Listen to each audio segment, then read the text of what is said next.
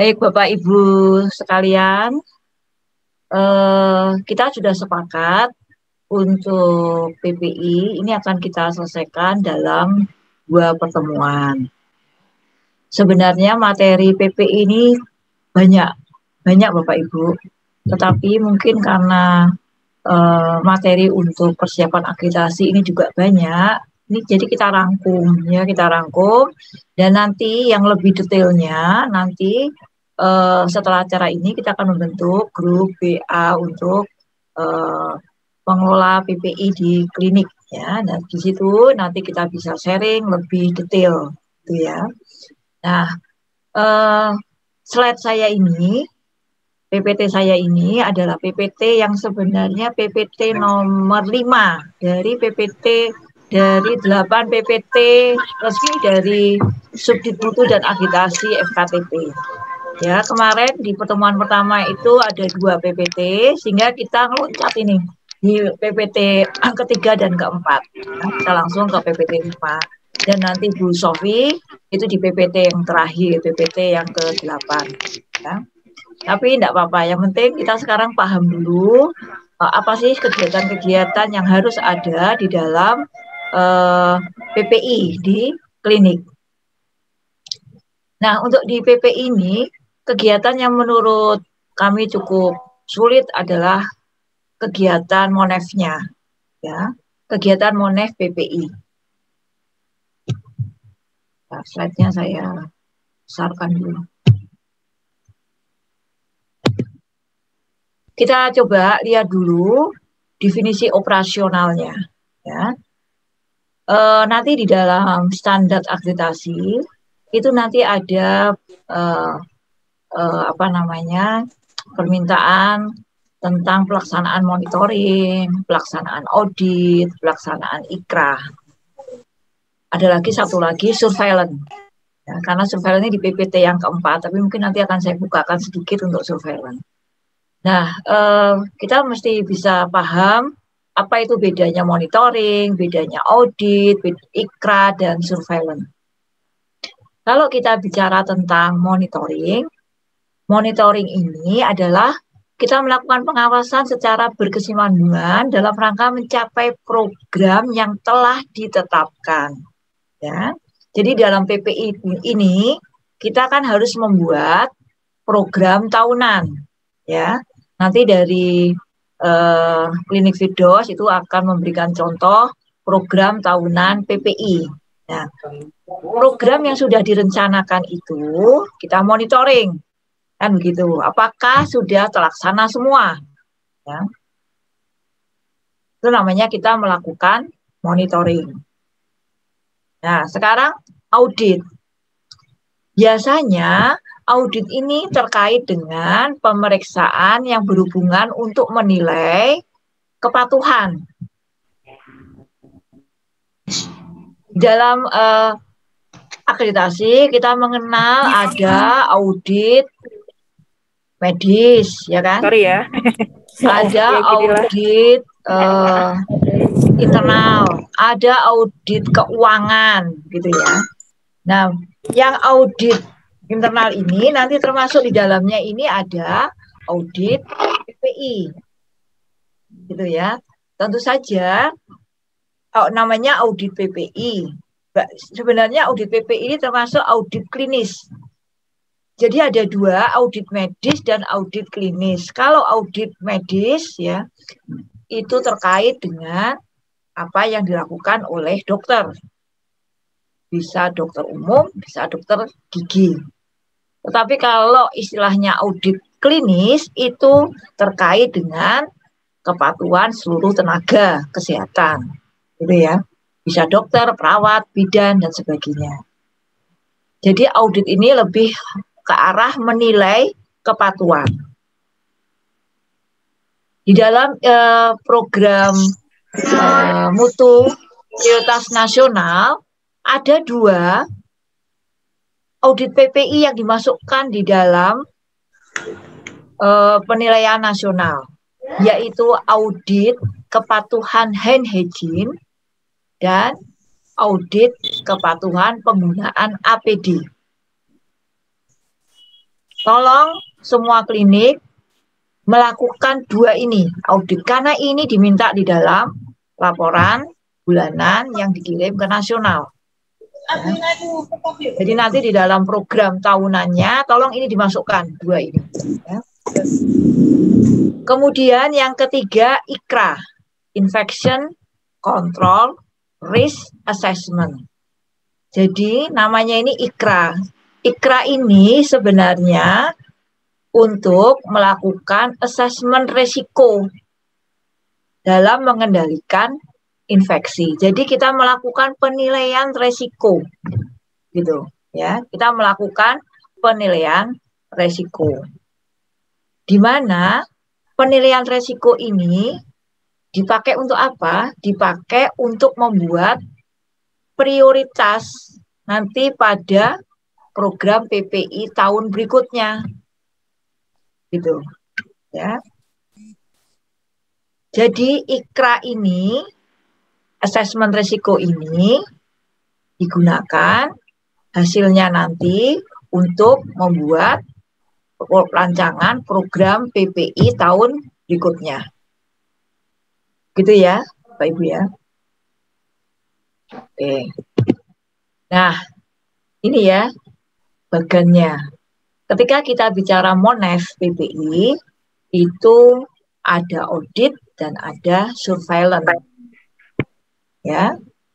Hasil audit dan hasil surveillance ini akan menjadi bagian dari asesmen risiko pengendalian infeksi yang kemudian akan dipakai untuk program tahun berikutnya, menyusun program PPI tahun berikutnya. Jadi kita tidak akan mungkin bisa menyusun ICRA kalau kita belum melakukan audit dan surveillance. Itu ya Bapak Ibu. Oke. Saya beralih sebentar ke slide PPT nomor 4, PPT tentang surveillance, karena ini tidak ada di sini. Nah, saya stop sharing dulu.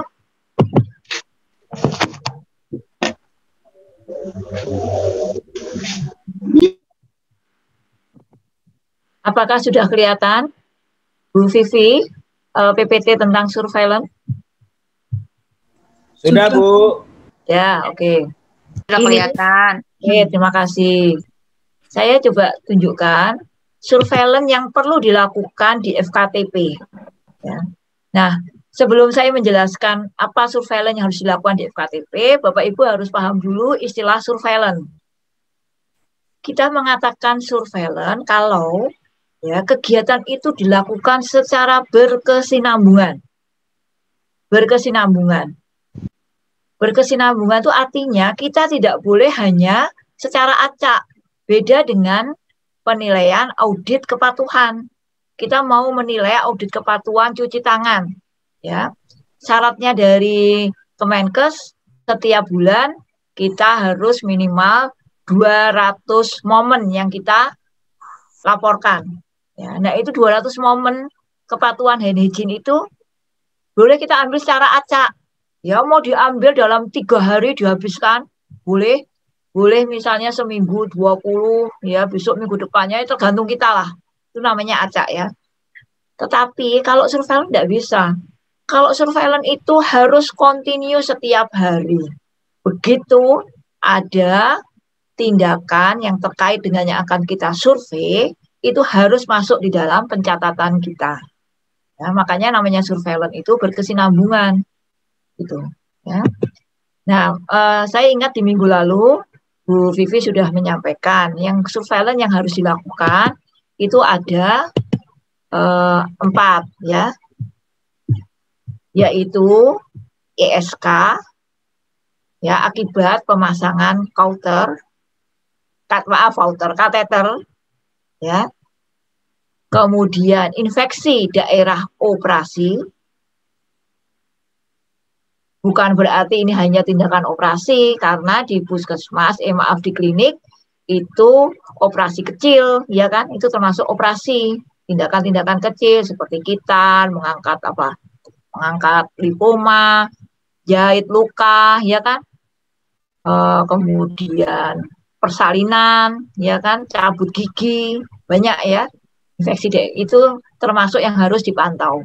Semua tindakan-tindakan operasi atau tindakan minor ya itu harus dipantau ya kejadian infeksinya. Kemudian yang ketiga plebitis. Akibat apa? Plebitis akibat pemasangan jarum infus. Kemudian yang keempat, ini sebenarnya ada satu lagi sebenarnya klapsi ya. Klapsinya nggak masuk ya. Klapsi itu plapsi itu adalah pemasangan infeksi akibat pemasangan infus yang terjadi secara sistemik. Kalau plebitisnya hanya di permukaan, kalau plapsi atau infeksi darah perifer ini yang masuk di sistemik. Jadi nanti ada terbukti peningkatan sel darah putih misalnya ya, atau mungkin dari diagnosa dokter dia memberikan antibiotik karena dia curiga ini ada infeksi akibat pemasangan infus ya. Kemudian, nah ini tambahannya dua ya, yaitu kejadian ikutan pasca imunisasi dan abses gigi. Sebenarnya abses gigi ini termasuk di dalam infeksi daerah operasi. Gitu ya. Oke. Nah, ketika kita bicara untuk surveillance, ya surveillance tentu saja sama. Mau surveillance, mau audit, itu selalu pasti ada numerator dan denominator. Ya.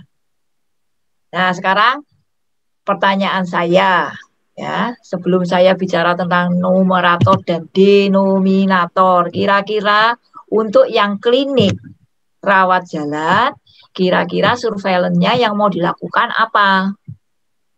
Tentu saja tindakan-tindakan yang dilakukan di rawat jalan kan? Apakah rawat jalan masang kateter? Ya, pasang kateter. Tetapi untuk terjadinya HAIS itu penilaiannya setelah 2 hari terpasang kateter, kan begitu. Ya. Jadi kalau dia tidak rawat inap tidak perlu kita hitung. Ya. Kemudian infus, rawat jalan tidak pasang infus, ya kan? Berarti tidak kita nilai. Nanti untuk rawat jalan berarti yang bisa hanya infeksi daerah operasi, KIPI dan abses gigi, kan begitu ya? Pencabutan gigi ada. Kalau ada imunisasi berarti imunisasi termasuk, ya kan? Kemudian tindakan non. Tapi kalau rawat inap ini semua bisa, ya, masuk semua. Nah, yang menjadi numerator, ya, numerator adalah jumlah kejadian infeksinya, begitu, ya. Mau dihitungnya setiap bulan atau 3 bulan atau per semester itu silakan. Tetapi kalau kita ngomong menghitungnya setiap 3 bulan bukan berarti misalnya 3 bulannya itu misalnya di bulan April. Bukan berarti kita ngambil datanya cuma bulan April, tidak. Ya. Kita tetap ngambil datanya 3 bulan, Februari, Maret, April, kan begitu. Tapi kemudian kita menghitungnya di kumulatif selama 3 bulan. Ya. Jadi kita harus menginvestigasi, mengobservasi, terus kalau ada tindakan minor, ya misalnya tindakan minor. Hari ini ada tindakan minor berapa? Misalnya 3, begitu ya. Pasiennya pulang nih, tapi kan kita ingat dia kontrol. Nah setiap kali kontrol itu kan mesti dicatat, ya. Apakah ada tanda-tanda infeksi atau tidak, kan begitu. Bisa saja nanti tim investigatornya tinggal melihat catatan rekam medisnya, ya. Ini pasien yang dilakukan tindakan medis pada tanggal 19 Maret, ya. diikutin ya pada saat kontrolnya. Kok tiba-tiba pada kontrol kedua dokternya ngasih antibiotik? Kemudian tidak ada penyakit tambahannya ya, misalnya ialah dia batuk misalnya ya. Tapi di luka operasinya dokter tuh menulis ada tanda-tanda merah misalnya ya, nyeri. Nah, itu perlu kita catat. Itu sebagai infeksi. Kan gitu. Ya, itu sebagai numeratornya. Nah, denominatornya apa? Denominatornya adalah jumlah semua pasien yang dilakukan tindakan. Kan gitu. Jadi hari Selasa adalah dilakukan tindakan 3 pasien, hari Rabu ada 5 pasien, hari Kamis tidak ada, dan seterusnya itu kita catat semua. Ya, totalnya selama sebulan ada berapa, kan gitu. Kalau itu kita bilang surveillance untuk infeksi luka operasi, kan gitu. Ya, kalau kita surveillance abses gigi, berarti yang kita amati adalah apanya? Ya, tindakan-tindakan di gigi, pencabutan gigi. Ya. Ada berapa ini sama sebulan pencabutan giginya? Kemudian ada dari yang mencabut gigi ini ada berapa yang terjadi abses, ya, kan begitu. Yang terjadi abses itu sebagai numeratornya. Yang dilakukan tindakan pencabutan sebagai denominator, gitu ya. Itu surveillance. Oke, saya kembali lagi ke slide saya yang pertama. Ya.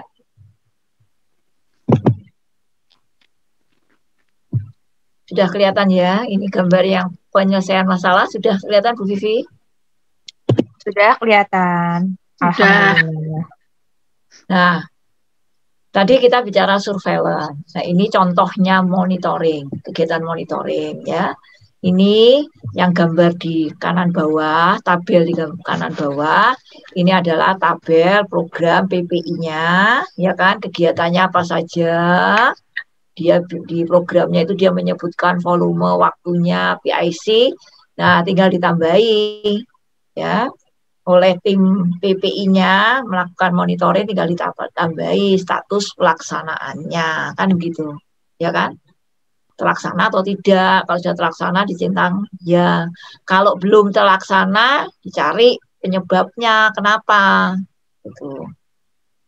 Pak Ketua PPI, nah ya, Pak PPI, kok pelatihan dasar PPI-nya belum berjalan ya? Kan gitu ya. Nah, itu perlu dilakukan RTL, rencana tindak lanjutnya, ya, untuk menyelesaikan penyebab. Wah, tidak bisa dilaksanakan lah, ini kan ada COVID, tidak boleh kumpul-kumpul. Nah, oh ya sudah, kenapa kok nggak pakai Zoom aja? Lah, masalahnya kalau pakai Zoom, yang jaga di klinik tidak bisa, internetnya nggak ada. Waduh, ini berarti minta ada internet ini di klinik, kan begitu ya. Nanti memutuskan kan kepala kliniknya ya, pasang internet misalnya. Ya, kira-kira seperti itu. Ini kegiatan monitoring ya. Kemudian sekarang audit ya. Audit. Tujuannya audit ini, audit ini sasarannya adalah standar prosedur yang sudah ditetapkan yang dilaksanakan oleh seluruh petugas kesehatan dalam memberikan pelayanan kesehatan, termasuk sarana prasarana pelayanan kesehatan. Ya. Tujuan audit ini kita menilai adanya gap atau tingkat kepatuhan petugas dibandingkan dengan standar yang sudah ditetapkan. Jadi audit ini bisa berupa tadi saya sampaikan audit kepatuhan 2 yang wajib ya, kepatuhan hand hygiene dan kepatuhan apa tadi? Penggunaan APD petugas. Ya. Bisa juga kita tambahkan audit kepatuhan SOP. Nah, SOP apa yang mau dinilai? Silahkan. Ya. Ditetapkan saja apa SOP-SOP yang mau dinilai untuk audit kepatuhannya. Ya. Oke. Ya, ini adalah langkah-langkah audit. Ya, tentu saja langkah-langkah audit ini dimulai dengan membuat rencana, menyiapkan tools-nya audit, kemudian melakukan metodenya mau bagaimana, cara melakukan penilaian analisa hasil auditnya bagaimana. Ya. Pertanyaannya, siapa sih yang membuat audit ini? Nah, pertanyaannya kan begitu. Siapa sih yang membuat perencanaan audit? Siapa sih yang melakukannya nanti? Nah, itu harus disepakati. Ya. Kalau di tempat klinik Bapak Ibu itu ada tim audit, ya berarti tim auditnya yang melakukan, ya tim audit internal. Tapi kalau tidak ada, ya berarti masing-masing tim yang ada di klinik ini yang melakukan. Misalnya kalau ini audit PPI, ya berarti nanti tim PPI-nya yang melakukan, ya. Kalau itu terkait dengan audit medis, mungkin nanti tim pelayanannya dokter, ya, itu yang melakukan, kan. Atau mungkin kalau itu audit keselamatan pasien, ya berarti nanti tim keselamatan pasien. Audit K3 ya nanti ini, audit keuangan dan seterusnya. Ya, silakan itu ditetapkan. Yang pasti klinik harus menjalankan kegiatan audit. Ya. Kemarin kita sudah tahu ada audit keuangan, sekarang ada audit PPI. Ya. Ya. Nanti langkah pelaksanaannya kita harus menetapkan targetnya, membuat instrumennya, penilaian ya, instrumen penilaiannya. Kemudian kita menetapkan target sasarannya ya. Kemudian tentu saja setelah datanya terkumpul, kita melakukan perhitungan dan analisa hasil audit. Kemudian membuat kesimpulan dan rekomendasi. Hasilnya ini dilaporkan kemana? Hasilnya dilaporkan ke kepala klinik, gitu ya. Bukan lagi ke ketua tim mutu ya, sebaiknya langsung ke kepala klinik. Ya, karena sesuai dengan regulasi di PMK 27 tahun 2017 ya. Langsung ke pimpinan pelayanan kesehatan. Nah, pelaksanaannya laporan ini bisa dalam kegiatan rapat tinjauan manajemen, ya. Bapak Ibu kalau mengadakan rapat, ya, di klinik, nah, coba baca lagi tentang rapat tinjauan manajemen. Mungkin nanti di pertemuan kita yang akan datang, kita akan bicara tentang apa itu rapat tinjauan manajemen. Ya, Bu Vivi ya, mungkin itu ya, kita penting ini untuk rapat tinjauan manajemen. Ya, gimana di dalam rapat tinjauan manajemen itu ada persyaratannya apa saja yang harus dilaporkan di sana. Pengalaman kami tidak bisa kita melaksanakan itu dalam satu pertemuan. Ya, karena banyak banget, masuk rapatnya mau 5 jam, kita kan pelayanan juga ya. Sehingga rapat tinjauan manajemen ini bisa kita bilang tahap 1, tahap 2, tahap 3 dan seterusnya. Nah, antara lain di rapat tinjauan manajemen kita melaporkan hasil-hasil audit ya. Di situ kita sampaikan. Semua rapat tinjauan manajemen diikuti oleh seluruh staf klinik ya. Yang memimpin siapa? Yang memimpin adalah ketua tim mutu. Yang memimpin rapat ketua tim mutunya. Bukan kepala klinik, tapi ketua tim mutu. Kepala klinik itu berperan pada apa? Pada penetapan tindak lanjut hasil rekomendasi dalam rapat itu. Ya. Kan masing-masing tim ini sudah memberikan rekomendasi-rekomendasi. Nah, kepala klinik inilah yang nanti bersama-sama dengan seluruh peserta rapat menetapkan tindak lanjutnya, ya. Ini semua ada dinilai di dalam akreditasi, mulai dari data mentahnya, datanya dianalisis, bagaimana pelaporannya, rekomendasinya apa, tindak lanjutnya yang ditetapkan apa, bukti tindak lanjutnya seperti apa. Semua itu disimpan, didokumentasikan dengan baik. Ya, Bapak Ibu. Pokoknya jangan malas-malas mendokumentasikan ya. Nggak usah nunggu kapan sih kita mau akreditasi, nggak usah. Pokoknya lakukan aja kegiatannya, didokumentasikan. Nanti kalau kita mau akreditasi tinggal kita susun ya. Kita susun menjadi bentuk laporan yang mudah untuk nanti surveyor untuk melihat, kan begitu. Nah, ini contoh audit ya, misalnya audit kepatuhan kebersihan tangan. Bapak Ibu saya kira paham ya 5 moment untuk hand hygiene sesuai WHO. Ya, juga ditetapkan oleh Kemenkes sama ya 5 momentnya. 5 moment itu kan ini ada di sini nih. Sebelum menyentuh pasien, setelah menyentuh pasien, sebelum tindakan aseptik, setelah kontak dengan cairan tubuh pasien, setelah meninggalkan lingkungan pasien. Ya. Yang diminta sebelum 2 sesudah ya. Ya. Yang diminta itu ada 200 momen Bapak Ibu, ya. 200 momen per bulan minimal itu, minimal. Ya. Contohnya begini, contohnya ada pasien datang periksa ya ke ruang dokter, gitu kan? Ini tim auditnya mengobservasi. Ya. Misalnya begini, kalau mau observasi nih iso iki ya ojo ketok, ya kan? Kalau tahu diobservasi, wah ini ada tim PPI lagi mengobservasi, wah langsung diapi-apike, langsung dibagus-bagusin, kan begitu. Ya misalnya pakai perawatnya dititipin, ya kan ada perawat yang dampingi dokternya itu, tolong ya nanti dokternya dilihat ya kepatuhan untuk kebersihan tangannya. Ini pasiennya datang, Assalamualaikum, dokternya, Waalaikumsalam, silakan duduk Pak, Bu, gitu ya. Kemudian pasiennya ada apa, keluhan apa, pasiennya cerita. Oke, silahkan ke tempat tidur itu saya periksa. Nah, dokternya menuju ke pasien tempat tidur, dokternya menuju ke tempat tidur, ya. Kemudian nyentuh pasiennya, periksa. Tuh lihat tuh perawatnya, Pak dokter mau nyentuh tadi kok enggak hand hygiene dulu ya, catet ya. Sebelum menyentuh pasien tidak, ya kan, gitu loh. Ya, kemudian setelah selesai Pak dokternya periksa, begitu, ya. Kemudian Pak dokternya mempersilahkan pasiennya untuk duduk lagi, ya kan. Nah, setelah selesai kok Pak dokternya tidak cuci tangan lagi, tidak melakukan hand hygiene, setelah menyentuh pasien, tidak lagi, kan begitu, ya. Ternyata ini perlu dilakukan tindakan ini pasiennya ternyata.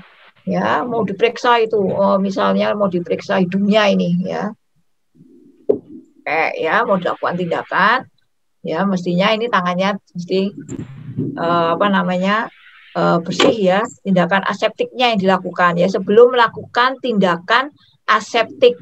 Oh, maaf, kalau periksa hidung nggak termasuk ya. Sebelum tindakan aseptik itu misalnya dia mau menginfus kan gitu ya, mau menjahit ya kan, itu kan wajib ya kita cuci tangan menggunakan hygiene, menggunakan handscoon gitu ya.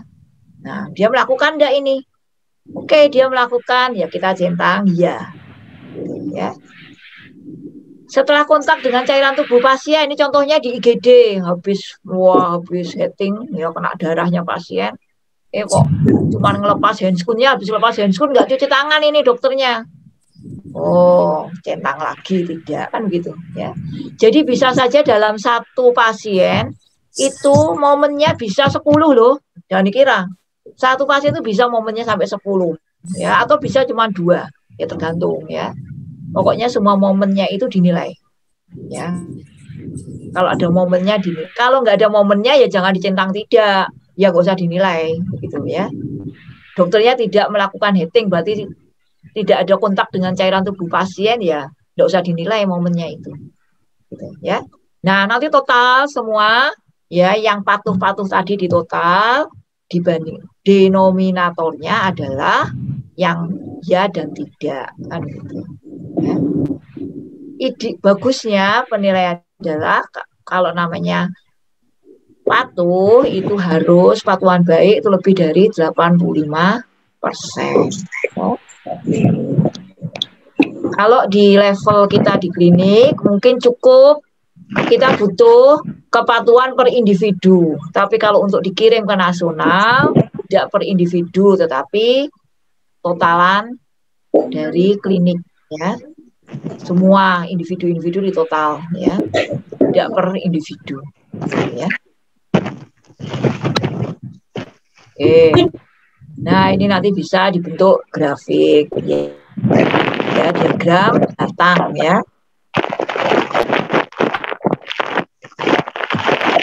Kalau dari diagram batang ini menurut Bapak Ibu bisa dilihat ya. Kalau kita menganalisa, kita membuat analisa hasil penilaian kepatuhan, kita harus cermat ya, harus cermat untuk mengomentari gitu ya, mengomentari. Kalau kayak begini nih, apa yang perlu kita komentari ya? Permasalahan-permasalahan apakah yang mau kita munculkan? Nah, gitu ya. Misalnya, saya mau bicara dari sisi profesi dulu. Dari sisi profesi ini yang paling tidak patuh mana? Kan gitu. Ya. Dokterkah, perawatkah, atau bidan? Ya. Kan gitu. Ya, bisa nanti semua momen ini dijumlah begitu dibandingkan, ya kan? Antara dokter, perawat, bidan, mana yang paling rendah, kan gitu. Ya. Persentase kepatuhannya. Kemudian kita mau melihat momen apa sih yang paling tidak patuh ya. Oh, ternyata momen yang paling banyak tidak patuh itu di momen apa ini? Setelah menyentuh pasien dan setelah meninggalkan lingkungan pasien. Ya kan? Kita lihat ya. Ini dan ini ya. Ini paling banyak tuh ya. Nah, dari situ pokoknya kita harus detail mana yang mau kita komentari. Nah, dari situ kita buat rekomendasi. Ya. Wah, ini dokter-dokternya ini yang kepatuhannya jelek nih. Kita rekomendasinya ini apa ini untuk para dokter ini. Kemudian kenapa sih setelah meninggalkan lingkungan pasien ini kok tidak patuh? Nah, ya. Apa mungkin tidak tahu ya. Mungkin perlu pelatihan. Penting juga ini ketika ini biasanya di pasien-pasien rawat inap ya, tempat tidur itu kan ada meja pasien, ya bed pasien, itu mestinya kalau kita sudah menyentuh meja pasien, tempat tidur pasien, kita harus melakukan hand hygiene, ya kan? Masih ingat video yang minggu lalu tentang rantai penularan infeksi, ya kan? Bisa saja Ya, betul. ya, menyentuh mejanya, menyentuh apa misalnya tempat tidurnya, ya, Majalah, meskipun handle kita pintu. Meskipun kita tidak menyentuh pasien loh, tapi kita nyentuh itunya tetap aja ya kita harus melakukan hand hygiene. Nah ini biasanya ini tidak paham ya, karyawan ini biasanya tidak paham ya bahwa ini juga berisiko untuk menularkan infeksi, gitu ya. Oke. Nah tentu saja hasil auditnya ini kemudian diumpan balikan ya, ada rekomendasi dan ada rencana tidak lanjutnya kan. Untuk ditindaklanjuti menjadi rencana tindakan, ya kan? Ya. Nah, sekarang yang terakhir kita bicara tentang ikrah. Saya ini melompati waktunya, nggak apa-apa ini, Bu Vivi. Saya masih punya waktu. Penting banget soal pembahasannya nih. Ya, oke. Ya. Ikrah. Ikrah ini termasuk hal yang baru saya kira untuk di klinik-klinik karena ini kemarin-kemarin ini ikrah ini dilakukannya di rumah sakit, tapi ternyata di standar akreditasi yang baru, memang di standar akreditasi kita yang lama ini yang masih 4 standar belum ada ikrah. Tapi yang standar akreditasi baru itu nanti ada. Memang standar akreditasi yang baru ini belum sampai hari ini belum ditetapkan ya. Tapi kan kita sudah dapat nih bocoran-bocorannya ya. Jadi sebaiknya nggak ada salahnya kita lakukan aja ya ikrah ini. Ikrah ini kita melakukan assessment risiko untuk terjadinya infeksi, itu ya namanya ikrah. Ya. Nah, saya langsung aja apa yang dilakukan di ikrah. Ya, ikrah itu ada 2 macam. Ya. Ikrah untuk konstruksi, berarti ini terkait dengan bangunan, dan ikrah terkait dengan program PPI-nya sendiri. Nah, ya. Ikrah terkait dengan bangunan itu contohnya misalnya klinik kita ini ada renovasi. Ya. di ruangan, direnovasi, apalagi di era COVID ini banyak renovasi-renovasi kan yang tadinya ventilasinya kurang, kemudian perlu ini pasang ventilasi atau pasang jendela dan sebagainya kan banyak tuh renovasi-renovasi. Itu kita harusnya melakukan asesmen risiko ya karena ingat debu-debunya ini akan membawa kuman kan begitu ya. Jadi setiap akan ada perencanaan pembangunan kita harus melakukan risk assessment gitu. Hasil dari risk assessment konstruksi ini untuk apa? Untuk kita mintakan kepada pemborongnya. Pak pemborong, nah, kalau pemborong nggak Pak toh, nggak Bu ya. Pak pemborong, berdasarkan hasil analisa kami, nah ini renovasi ini berisiko. Nah, sehingga Bapak harus memasang ini. Nah, dan seterusnya. Bapak Ibu nggak usah khawatir, itu semua sudah ada. Tinggal dicontoh ya. Tinggal dicontoh. Ada di buku panduan pengendalian infeksi FKTP ya. Bukunya itu sudah kita soft file-nya sudah kita berikan ya di grup ya. Di PPT ini kalau nggak salah juga ada. Nanti saya berikan contohnya ya. Itu kira-kira yang bangunan. Jadi kalau tidak ada rencana bangun ya aman. Berarti kita tidak perlu melakukan ikra konstruksi ya. Oke. Nah, sekarang yang ikra program PPI ini terkait dengan prosedur pelayanannya, ya, terkait dengan data hasil surveillance, terkait dengan data hasil audit, terkait dengan pelayanan penunjang dan lain-lain. Itu makanya tadi saya katakan bahwa ikra itu bisa dilakukan kalau sudah ada data hasil audit, data hasil surveillance. Kalau belum memang kita sulit melakukan ikra, ya. Nah, ini terlalu teori, saya lewati aja ya. Oke. Nah, sebentar. Tutupan. Ikra itu ada ikra eksternal dan ikra internal, ya. Yang kita perlu patuhi adalah ikra internal karena kita ini UKP. Tapi kalau di Puskesmas ini juga ada juga ikra yang eksternalnya, ya karena terkait dengan komunitas. Ya. Tapi jangan lupa juga kalau kita melakukan kegiatan-kegiatan di masyarakat, misalnya kita diminta untuk menjadi pengelola posyandu misalnya ya.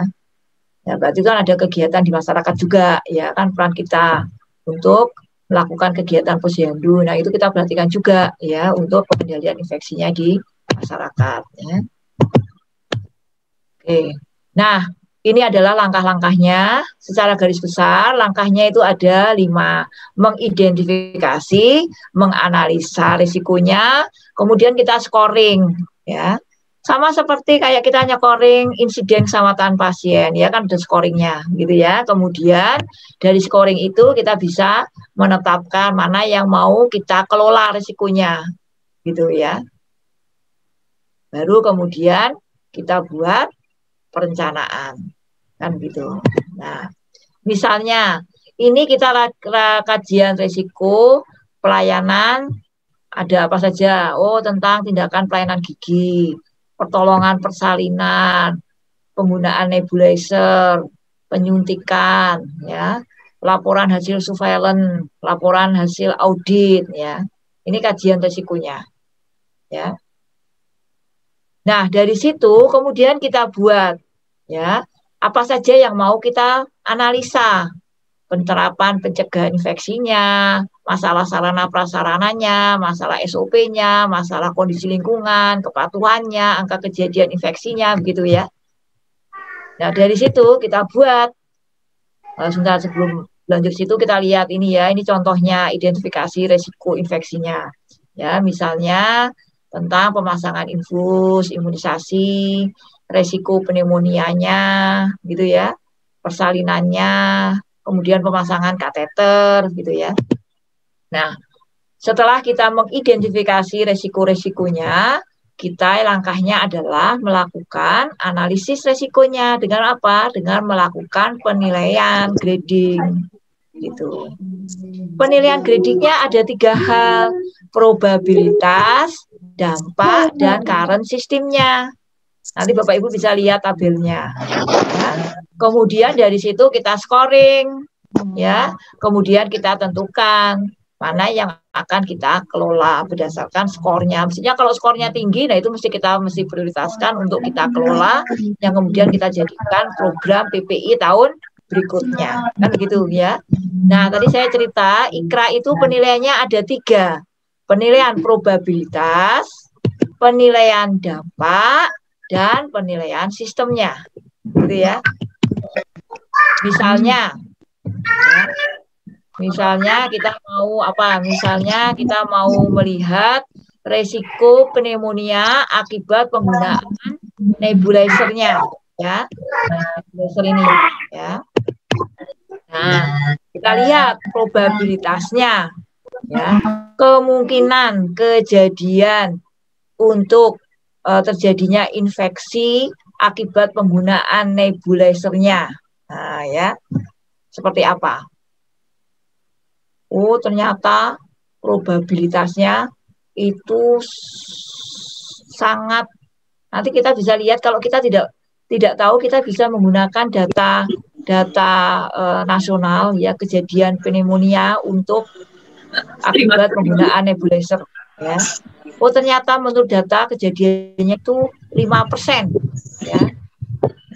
Nebulizer yang tidak bersih ini untuk terjadinya pneumonia 5%. Berarti probabilitasnya apa? Very low. Kan gitu ya.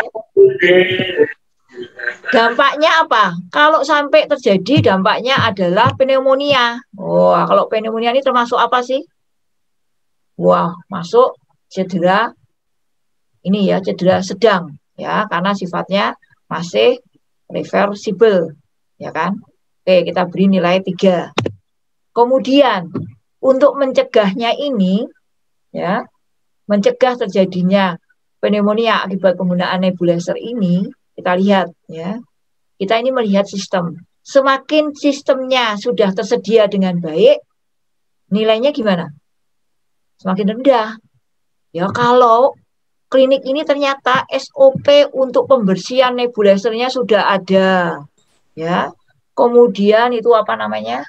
Cupnya nebulizernya itu memang tersedia. Setiap pasien itu pasti akan diganti atau dibersihkan, gitu ya. Fasilitas untuk membersihkannya ada. Ya. Nah, kalau SOP-nya ada, sarananya juga sudah tersedia, tentu saja tingkat risikonya akan menjadi rendah. Jadi penilaian sistemnya tingkat risikonya 1. Tapi kalau SOP-nya sudah tidak ada, ya, punya cupnya aja cuma 1, begitu ya. Wah, ini berarti risikonya tinggi. Ya, penilaian sistemnya menjadi 5. Ya. Tadi probabilitasnya untuk terjadi pneumonia berdasarkan data nasional 5%, berarti 1. Ya. Untuk terjadi dampaknya pneumonia ini 3, berarti 1 kali 3 kali SOP-nya juga belum ada ini. Apa-apa belum ada. 5 kan? Berarti 1 kali 3 kali 5. Begitu. Berarti 15 skornya. Itu baru tentang nebulizer. Ya. Kemudian nanti mungkin masalah hasil audit kepatuhan hygiene-nya. Ya. Kepatuhannya itu hasilnya 50%. Oh ya, berarti apa? Masuk di tingkat risiko 3. Kan begitu. Dampaknya apa sih? Infeksi. Infeksi itu apa? Masuk apa? 2 atau 3? Kita anggap 3. Ya, 3 kali 3. Kemudian peraturannya ada nggak sih? Ada. Fasilitasnya ada, tapi tidak dilaksanakan. Nah, masuk yang mana? 3, peraturannya ada, SOP-nya ada, fasilitasnya ada, tapi tidak dilaksanakan, nilainya 3. Ya, dan seterusnya. Nah, dari situ kemudian kita akan memprioritaskan tentu saja yang nilai-nilai skornya tinggi. Itu nanti kalau bisa difokuskan untuk program PPI tahun berikutnya. Itu ya. Ini saya lewati, nanti Bapak Ibu bisa baca sendiri. Ini contohnya, misalnya di pelayanan gigi, ya, mau apa saja, ya, identifikasi yang mau diikra apa saja, masalah peralatan, petugas, tempat pencucian, kebersihan lingkungan, air kumur dan seterusnya, ya. Kemudian dinilai tadi, kemudian ketemu skornya, ya. Ada yang masalah peralatan kritikal belum lengkap, ini 18. Masalah APD-nya 8. Pencucian alatnya masih di ruang pelayanan gigi 50. Kebersihan lingkungannya 18. Air kumur yang digunakan masih air kran. Ini 75, gitu ya. Berarti yang diprioritaskan yang mana? Tentu saja mestinya kita memprioritaskan yang tinggi kan gitu ya. Tapi di sini enggak, yang diprioritaskan bukan masalah air kumurnya, ya, tetapi dia memprioritaskan tentang tempat pencucian alat kesehatan yang masih di ruang pelayanan gigi. Ini kan berdasarkan diskusi. Kenapa kok tidak memilih air kumur yang digunakan masih air kran yang tidak ditamakan, ya. Mungkin karena ini masih program yang cukup panjang, ya, tidak mungkin kita merubah sedemikian rupa begitu ya. Atau wah, ini hal yang sangat sepele banget misalnya, ya, gampang ini, pokoknya sekarang kita sediakan aja aqua misalnya, ya, jadi nggak usah repot-repot, ya sudah, nggak usah dimasukkan di dalam program PPI tahun berikutnya, bisa saja, ya, monggo, ya, tetapi kita fokus pada nilai-nilai yang tinggi, gitu, ya, dan seterusnya. Kemudian saya coba tunjukkan yang konstruksi. Saya tunjukkan sepintas saja untuk konstruksi. Ya, konstruksi ini ada pre-renovasi, selama renovasi, dan setelah renovasi. Ya. Nah, nanti hasil ikranya itu akan ketemu masuk tipe A, tipe B, tipe C, atau tipe D, gitu ya. Pokoknya kita enak, kita tinggal pakai aja. Ya, petunjuknya sudah ada lengkap. Kita tinggal pakai aja. Tipe A, ya, itu kegiatan renovasinya itu dengan resiko rendah, misalnya pemindahan plafon, ya. Tipe B, kegiatan renovasinya skala kecil, durasi pendek dengan resiko debu minimal, misalnya pemotongan dinding plafon, ya. Tipe C itu pembongkaran gedung, tipe D pembangunan proyek konstruksi dan sebagainya. Udah enak, pokoknya sudah ada petunjuknya, ya. Kemudian dari situ kita identifikasi kelompok risikonya. Ya. Kalau tadi dia tipe A, kemudian kita lihat berikutnya adalah kelompoknya. Dia termasuk rendah, sedang, atau sangat tinggi. Kalau itu di area kantor renovasinya, berarti dia masuk di kelompok rendah. Kalau itu di area IGD, berarti dia masuk kelompok apa? Tinggi. Kan gitu ya. Kalau itu ternyata dilakukannya di, misalnya di mana ini? Tidak ada kamar operasi. Tidak ada. Tidak ada ya. Kita kalau di klinik saya kira paling tinggi di kelompok 3 ya. Iya, nggak ada kamar operasi. Kecuali, ya kan kita kan klinik utama pun kan tidak boleh ada kamar operasi. Iya. Tidak ada. Oke. ICU kan juga enggak ya. Nah, ini contohnya, ini perlu rencananya mau perbaikan plafon nih karena bocor, jadi plafonnya mau dibongkar, kan begitu ya. Tadi perbaikan plafon termasuk apa? Tipe apa? Tipe A. Dan sekarang yang diperbaiki ini di ruangan apa? Kalau di ruangan kantor termasuk kelasnya rendah. Apa di ruang rawat inapnya? Nah, kalau di ruang rawat inap masuk di mana? Di sini ya, di ruang perawatannya ya. Kelompok tinggi ya. Kelompok tinggi, kelompok 3 ya. Nah, kalau sudah tinggal dimatrikkan. Tipe A tadi perbaikan plafon, tapi dia konstruksinya tinggi karena di ruang apa tadi? Di ruang rawat inap ya, berarti kelas 1. Kelas 1 ini apa? Wis ono kabeh ya. Kalau kelas 1 itu harus begini hasilnya. Kalau kelas 2 begini, kelas 3 begini begitu ya. Ini yang kemudian kita rekomendasikan kepada pemborongnya. Pak pemborong, ya, tolong supaya debunya diminimalkan. Ya. setelah selesai, setiap kali selesai, setiap hari bekerja, ini dibersihkan ya, harus dibersihkan, tidak boleh ditinggal, misalnya begitu. Ya kan? Tapi kalau kelas 2 harus ada penghalangnya ya. Mungkin dikasih apa itu?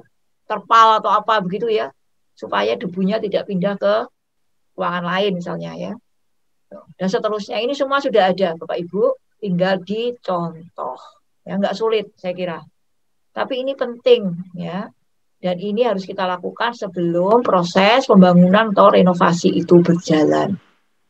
Ya. Ya, saya kira itu Bapak Ibu, mungkin yang belakang-belakang ini sudah tidak terlalu penting. Oke, perkenalkan saya Dr. Dentriarso Setiawan Oktianto. Saya kebetulan dokter gigi di Klinik Pratama Firdaus dan tahun ini juga saya kebetulan dipercaya untuk menjadi koordinator PJ PPI di Klinik Pratama Firdaus. Sebelumnya mohon maaf di sini saya juga ikut belajar bersama-sama rekan-rekan yang ada di sini, belajar bersama mentor-mentor yang luar biasa ini Bu Dr. Sofi sama Dr. Arlina ini. Saya hanya sekedar sharing di sini, jadi yang berhak buat menginformasikan banyak hal lebih ke arah beliau-beliau. Jadi saya mohon maaf kalau ilmunya tidak setinggi beliau, tapi saya mencoba sedemikian rupa untuk mencoba men-sharing apa yang sudah dikerjakan oleh Klinik Pratama Firdaus terkait program PPI-nya. Baik, mungkin akan saya coba mulai ke slide selanjutnya.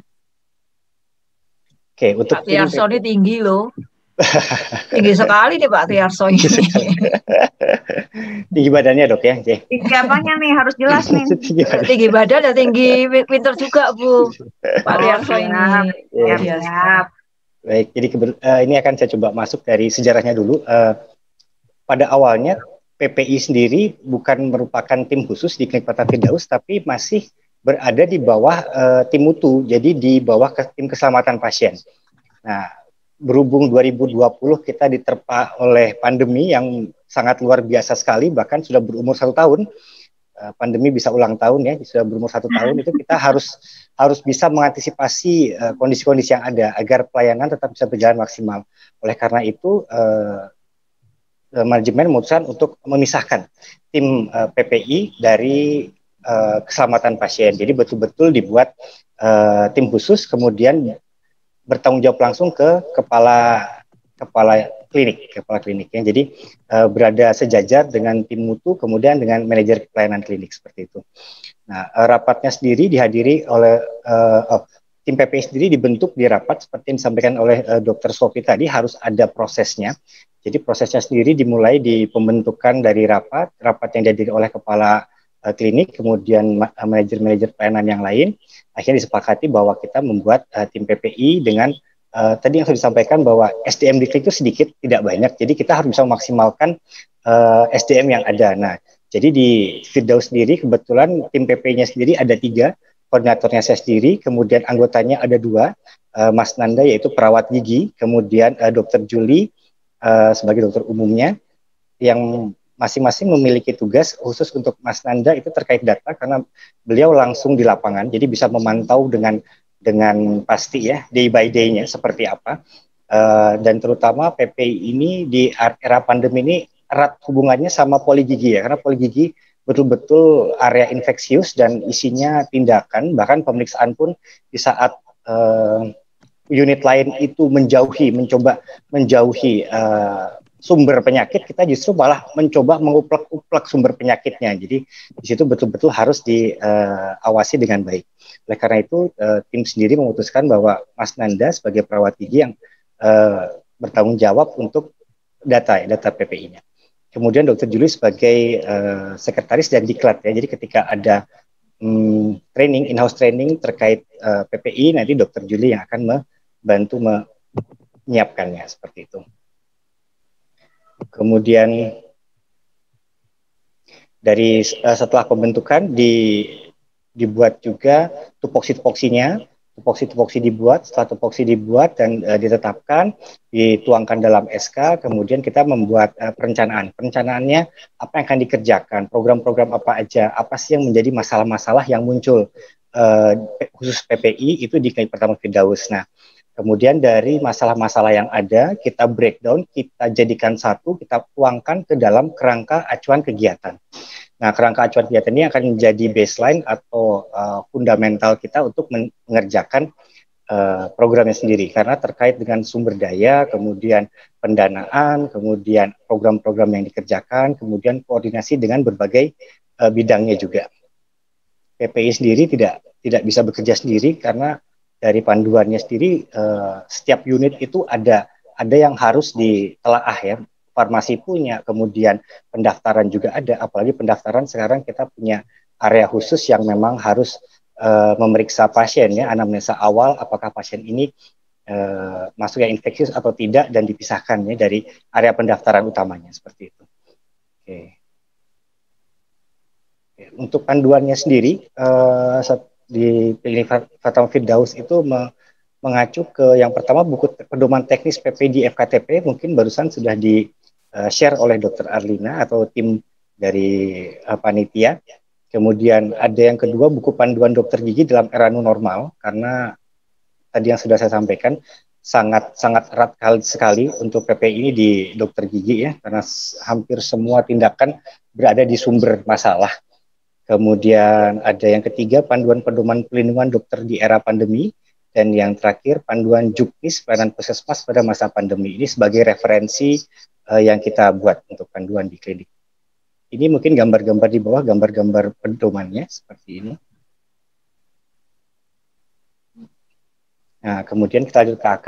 Sudah saya sampaikan tadi bahwa pedoman sudah ada, kemudian pedoman nanti akan dituangkan dalam bentuk SOP, kemudian KK-nya sendiri sebagai framework-nya itu berisi yang pertama pendahuluan, kemudian yang kedua analisis situasi dan permasalahan terkait kondisi klinik seperti apa, kemudian tujuannya apa, kenapa diadakan program PPI ini, kemudian kegiatan-kegiatannya apa saja, nanti dituangkan dalam bentuk kegiatan pokok, matriks kegiatan, kemudian sumber-sumber dananya dari mana, kemudian subjek dan sasarannya siapa, dan jadwalnya seperti apa. Yang kelima mungkin evaluasi pelaksanaan kegiatan. Setelah dilakukan kegiatan akan dilakukan evaluasi, kemudian pelaporan, dan yang terakhir ada dokumentasi hasil kegiatan. Oke. Nah, untuk pendahuluan sendiri, Klinik Fatma Firdaus mengambil materinya itu konsep PPI, jadi konsep singkat terkait PPI, kemudian konsep HIS atau infeksi di infeksi nosokomial atau di era health assessment layanan kesehatan, infeksi silang di layanan kesehatan, kemudian konsep chain infection dan infeksi-infeksi yang muncul di vaskesnya seperti apa. Oke, baik yang kedua untuk analisis situasi dan permasalahan yang kita masukkan di dalam KAK-nya adalah kondisi dan situasi klinik dan lingkungan pandemi ya yang ada sekarang. Jadi seperti apa kondisi klinik? Apakah kliniknya memang sudah siap belum dalam kondisi PPI-nya? Baik itu RA infeksius atau non infeksiusnya seperti apa. Kemudian kondisi-kondisi di setiap masing-masing unitnya. Apakah sarana dan prasarana sudah lengkap atau belum, sudah siap atau belum, mungkin seperti itu. Kemudian pengelolaannya yang ada, pengelolaan limbahnya seperti apa dan sebagainya. Kemudian di dalam analisa situasi juga kita bisa mencantumkan bahwa update knowledge itu dibutuhkan, in-house training dibutuhkan untuk staf dan karyawan untuk mensinkronisasi arti PPI sendiri, terutama di era pandemi yang berkepanjangan, yang pertama, dan yang kedua yang banyak modifikasinya, sudah banyak mutasi-mutasi virus yang bermunculan yang bikin resah masyarakat dan juga pelayanan kesehatannya sendiri ya. Nah, makanya update knowledge sangat dibutuhkan untuk mensinkronisasi apa konsepnya dan bagaimana penerapannya langsung.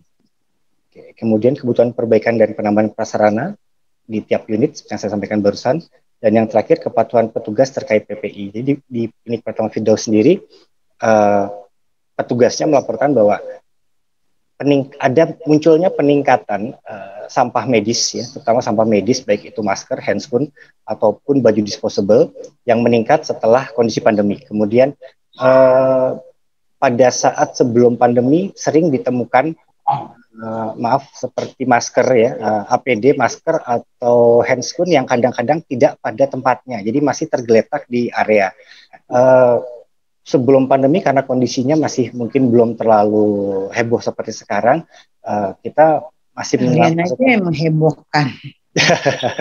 kita masih masih memasukkan ke dalam tim keselamatan pasien itu sendiri untuk pengelolaan data dan penyelesaian masalahnya. Sekarang kita pisahkan ke tim PPI-nya. Oke. Disiplin ya, kepatuhan APD itu yang sangat diperlukan, terutama di poligigi dan area-area infeksius yang memang rentan sekali terkena infeksi ya. Untuk analisis situasi dan permasalahan nanti bisa disesuaikan dengan kondisi klinik masing-masing ya, terutama permasalahan-permasalahan yang muncul. Jadi tidak melulu sama, tetapi sesuai dengan kebutuhan kliniknya sendiri-sendiri.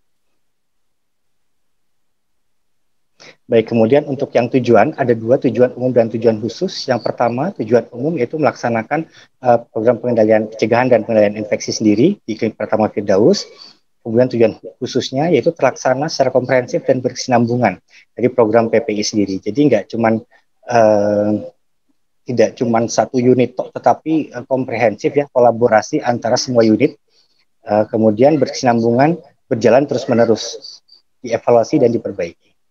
Kemudian yang kedua, untuk mencegah dan melindungi dari paparan penyebaran infeksi, terutama untuk petugas, staf ya, pegawai maupun pasien, kemudian pengunjung dan masyarakat di sekitar lingkungan Klinik Pratama Firdaus. Yang ketiga, tujuan khususnya menurunkan dan meninggalkan kejadian infeksi yang terjadi di klinik. Baik, yang keempat adalah kegiatan-kegiatan pokok, matriks kegiatan, sumber dananya ketika melaksanakan kegiatan, kemudian sasaran dan jadwal kegiatan. Oke. Di antaranya yang pertama yaitu untuk kegiatan, maaf sebentar, komputer saya hang. Nah, yang pertama adalah pembuatan SOP kegiatan pokoknya. Kemudian yang kedua, pelaksanaan kegiatan PP itu sendiri di setiap unit. Kemudian yang ketiga, peningkatan mutu pelayanan dengan pemenuhan indikator dari PPI yang kita ambil. Untuk indikator PPI itu ada 4. Yang pertama untuk hand hygiene, itu yang wajib ya, hand hygiene dan kepatuhan APD, penggunaan APD itu yang wajibnya.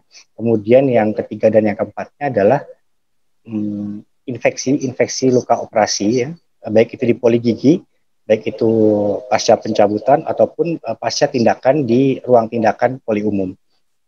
Kemudian yang terakhir, pengelolaan sampah medis di klinis ya. Oke. Kemudian untuk kegiatan, untuk kegiatan yang keempat yaitu peningkatan ilmu dan skill seluruh staf ya, dengan in-house training. Kemudian yang kelima, monitoring dan evaluasi melalui surveillance dan audit PPI.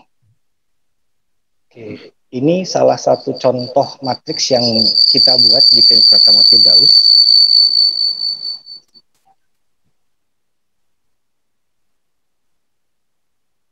Maaf ya, ada feedback tadi. Nah, dari matriksnya sendiri ada beberapa bagian. Yang pertama dari SDM, ada in-house training konsep PPI di FKTP, itu di bagian kegiatan dengan tujuan memberikan pelatihan dasar tentang konsep PPI dan penerapannya di Klinik Pratama Firdaus. Frekuensinya dilakukan 1 tahun sekali, kemudian nanti perkiraan biaya dan total biaya bisa disesuaikan dengan kemampuan kliniknya. Kemudian outputnya update knowledge untuk seluruh karyawan, kemudian ada sertifikasi in-house training yang dapat digunakan ketika akreditasi nanti. Oke, untuk PJ kegiatannya nanti di bagian PPI untuk di Klinik Pratama Firdaus ini dengan Dr. Julie.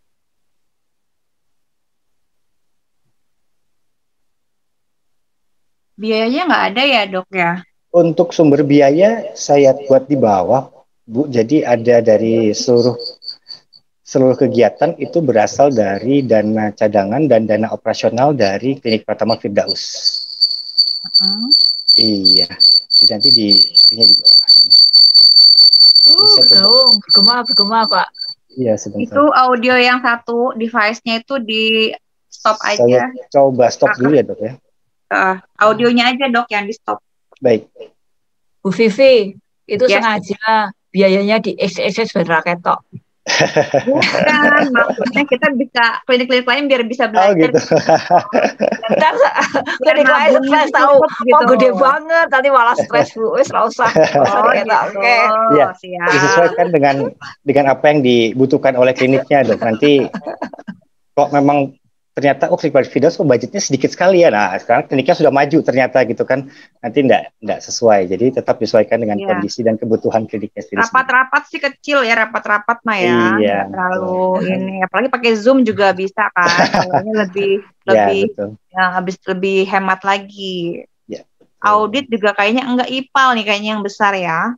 Iya, Ya, itu lebih 15 ke arah juta itu Bu. Kalau dimunculkan tuh angkanya 15 juta ini masih mikir ini. ya. Iya, betul. Nanti mungkin Memang ya itu ini sih angkanya. Ya saya kira usah dibaca satu persatu ini Pak betul ya. Yarso ya. Nanti mungkin terkait SDM ada beberapa hal seperti ini contohnya nanti mungkin bisa dibagikan juga ya Dokter Arlina buat Iya, rekan-rekan yang Iya, ini. iya. betul, betul. Kemudian untuk sarana dan prasarana mungkin ya itu tadi terkait sterilisasi terutama di era pandemi ya nanti mungkin salah satu contoh yang kita push di sini buat klinik.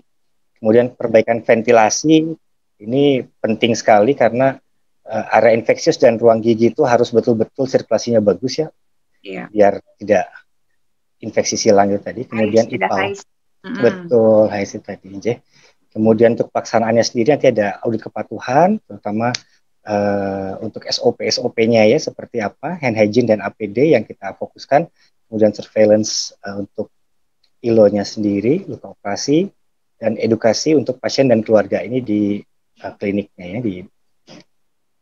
Nah ini yang terakhir rapat dan MONEF, diantaranya rapat pembuatan SOP, merumuskan yang baru dan mengevaluasi yang lama, bisa disesuaikan untuk frekuensinya, kemudian rapat analisa data, dan yang terakhir rapat IKRA. Rapat analisa data nanti bisa dikasih juga disampaikan di rapat tinjauan manajemen. Ini untuk perdananya dana operasional dan dana dari Klinik Pratama Firdaus. Seperti ini. Ini jadwal kegiatannya mungkin bisa dilihat bersama-sama ya. Dari beberapa ini ada yang mungkin bisa kita lihat, ada yang 3 bulan sekali, ada yang 2 bulan sekali, ada yang setiap bulan kita kerjakan, dan ada yang setahun sekali. Untuk pelatihan-pelatihan cukup setahun sekali, nanti diulang di tahun yang akan datang. Untuk pembelian barang juga cukup 1 tahun sekali.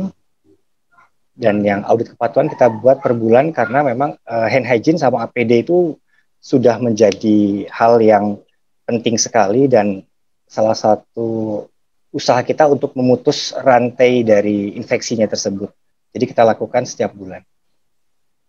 Oke, kemudian saya lanjutkan. Untuk format KAK-nya sendiri, evaluasi pelaksanaan kegiatan dan pelaporan dilaksanakan sesuai jadwal, kemudian dilakukan di RTM untuk pelaporannya, kurang lebih di Firdaus itu 2 bulan sekali. Kemudian yang terakhir, dokumentasi hasil kegiatan dapat diperoleh dari hard copy atau soft copy, baik itu file dan foto yang ada.